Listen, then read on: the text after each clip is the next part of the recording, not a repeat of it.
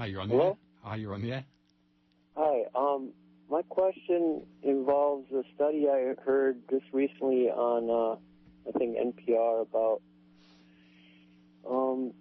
the cultures, the Western civilizations, that the mortality rate for Japan, and they're the highest smoking population of all Western cultures, is actually much higher than here in America. And I'm wondering, does smoking increase that carbon dioxide that you're talking about in the body to relax it, or I'll take my answer off the air.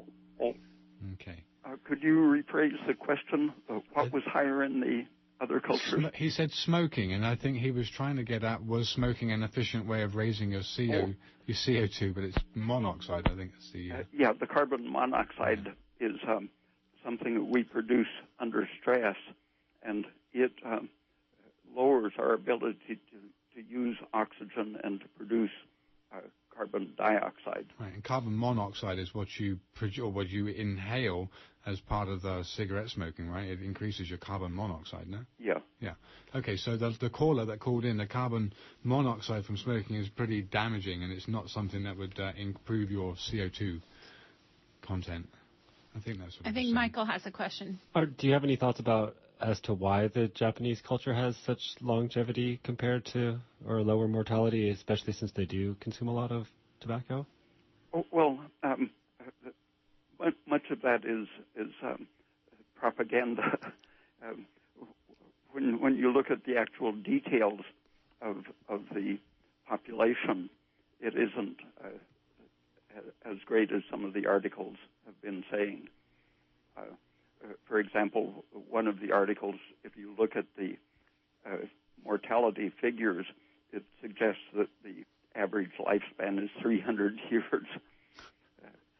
If you don't look at the whole structure of the population, it's hard to get an idea of what the real age-specific death rate is.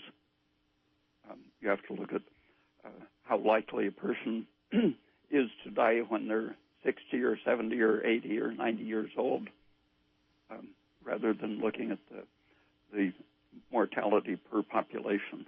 And that's the trouble with the United States. Since the turn of the century, they stopped publishing the actual raw figures. They give an age-adjusted mortality rate. Mm-hmm. So I don't think anyone outside of the Bureau of Statistics really is sure what the longevity of Americans is doing right now. So back to what that caller's question was, you don't think that smoking raises carbon dioxide in any way? It does, but it raises the carbon monoxide so seriously that that's the main effect, and it's harmful. Right.